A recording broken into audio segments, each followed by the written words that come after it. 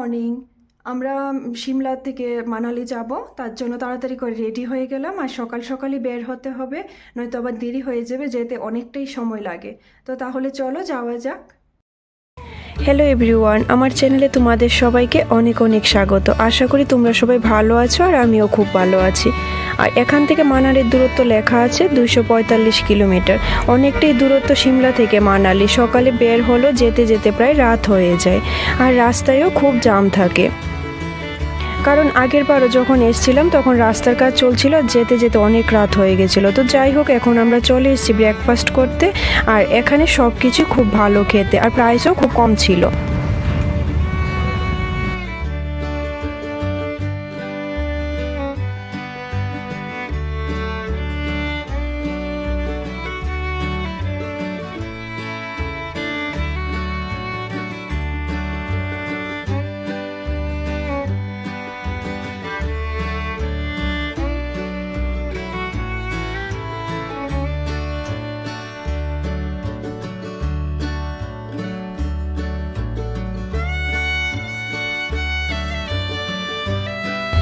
তো এই যে এখন আমরা প্রথম টানেল পার করছি।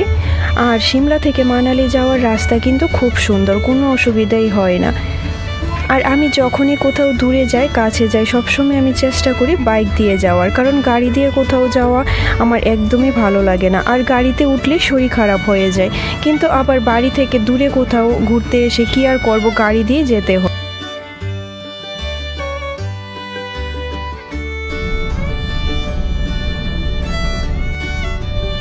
তো মানালি যাওয়ার রাস্তাঘাট এত ভালো যে দূরে তারপরও কোনো অসুবিধা হয় না।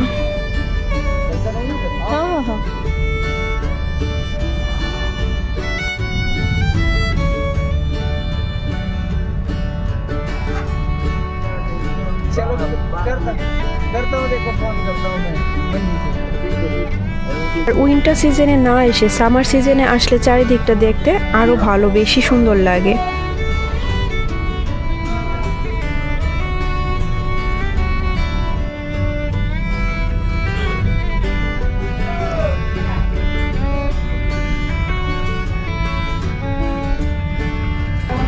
আর এখানে কয়েক মাস আগে বেশি বৃষ্টির কারণে যে রাস্তাঘাট ভেঙেছে, কিছু জায়গা এখনো ঠিক করা আছে আর কিছু এখনো এমনিতেই পড়ে আছে।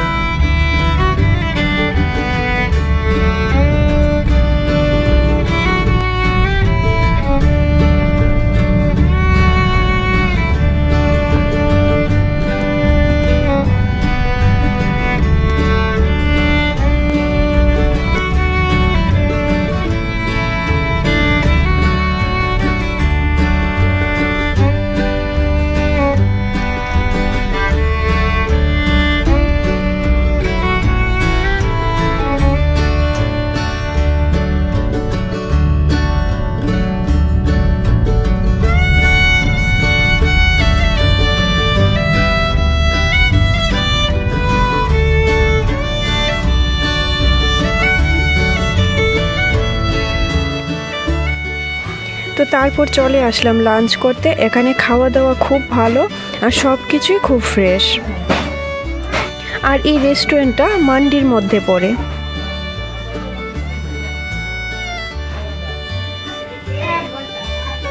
আর এখন যে রাস্তাটা দিয়ে আমরা যাচ্ছি, ওই রাস্তাটা নতুন হয়েছে, কারণ বৃষ্টির কারণে আগের রাস্তাটা একদমই ভেঙে গেছিল। আর পাশে এই খুব সুন্দর জলটা দারুণ লাগছে দেখতে। আর এখন জলের চারপাশটা বন্ধ আছে, কিন্তু যখন চারদিকের জলটা ছেড়ে দেয় দেখতে নাকি আরও সুন্দর লাগে। আর এদিকে আরও নতুন টানেলেরও কাজ চলছে। এখন তো এই রাস্তাটা আরও অনেক শর্টকাট হয়ে যাবে, এত ঘুরেও যেতে লাগবে না।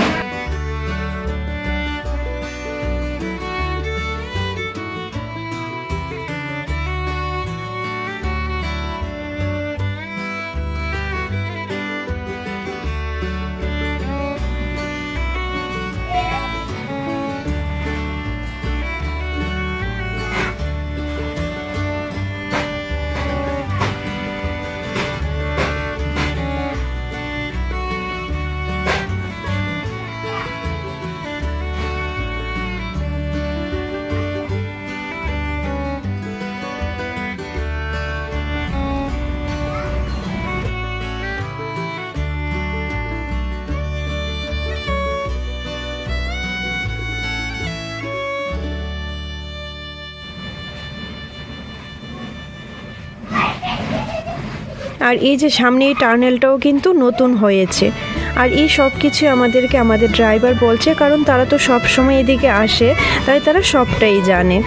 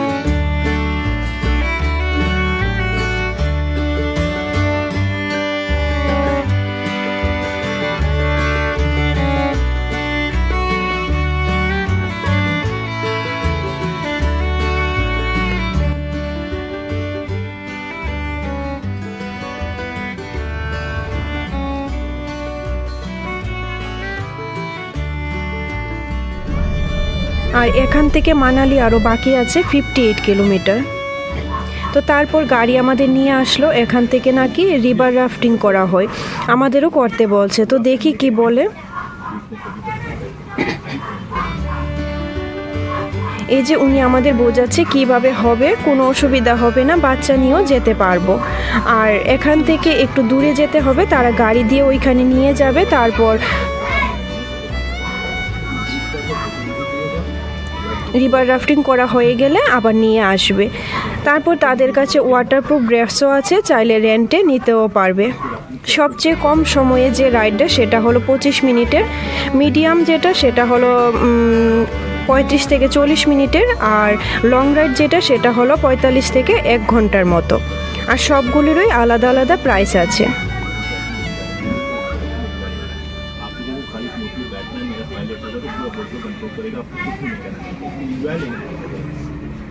जंपिंग पॉइंट होंगे, स्विमिंग पॉइंट होंगे और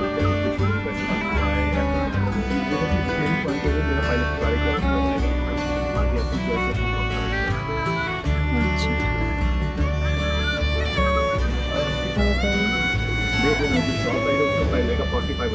তো সব কিছু শুনে ভালোই লেগেছে, আমারও খুব ইচ্ছে ছিল রিভার রাফটিং করার, কিন্তু তখন বিকেল হয়ে গিয়েছিল আর ঠান্ডাও খুব বেশি ছিল, তাই আর আমরা রিভার রাফটিং করিনি। ইচ্ছে আছে নেক্সট টাইম যদি সুযোগ পাই অবশ্যই করব।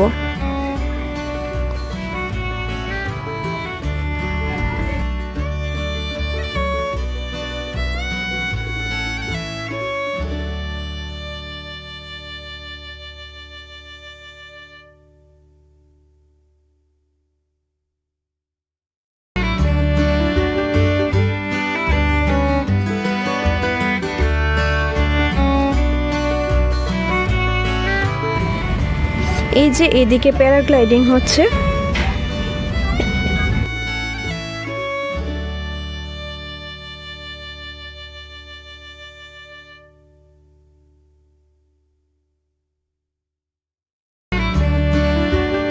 তারপর যাওয়ার সময় রাস্তায় পড়ে এই তারা বৈষ্ণোদেবী মন্দিরটি।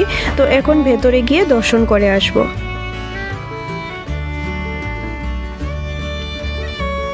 আর এখানে ক্যামেরা এলাও ছিল না, তাই তোমাদের দেখাতে পারিনি। ভেতরটা খুব সুন্দর মন্দিরটা।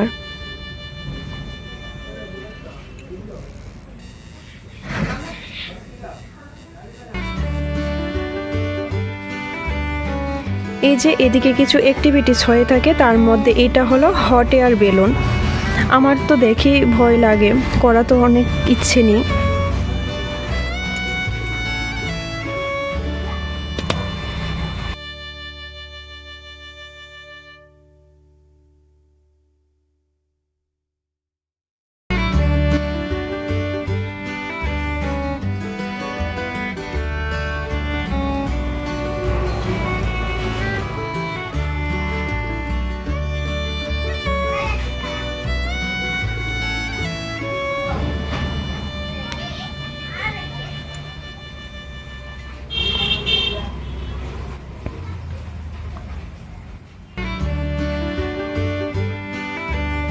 তো তারপর চারদিকে সুন্দর প্রাকৃতিক দৃশ্য দেখতে দেখতে ফাইনালি চলে আসলাম আমাদের হোটেলে। আর আস্তে আস্তে প্রায় সন্ধ্যা হয়ে গেছে। হোটেলের নাম হলো মাউন্টেন টপ। আর এই হোটেলটি আমি অনলাইন বুক করেছি 3 নাইটের জন্য। পার নাইটের প্রাইস নিয়েছে 1500 টাকা করে। আর এই হোটেলটি হয়েছে ওল্ড মানালিতে। তো এবার চলো ভেতরে গিয়ে ভেতরটা কেমন দেখি।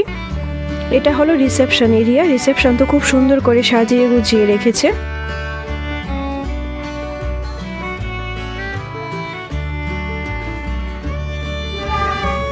আর সাথেই হলো ডাইনিং এরিয়া।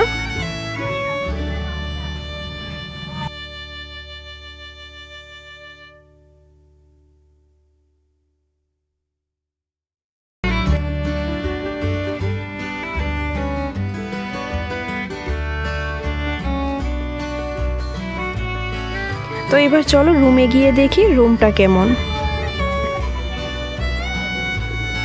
এই যে এটা হলো আমাদের রুম। এই যে দেখো বেডের কি অবস্থা, কি নোংরা। আর এমনিতে রুমটা বড় সড়ই।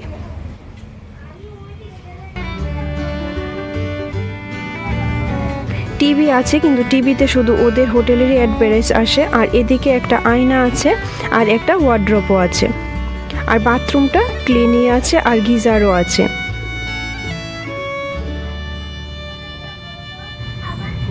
আর দিয়েছে একটা ইলেকট্রিক কেটেল, একটা ফ্লাক্স আর কয়েকটা টি ব্যাগ, চিনি, দুধ এইসবের প্যাকেট।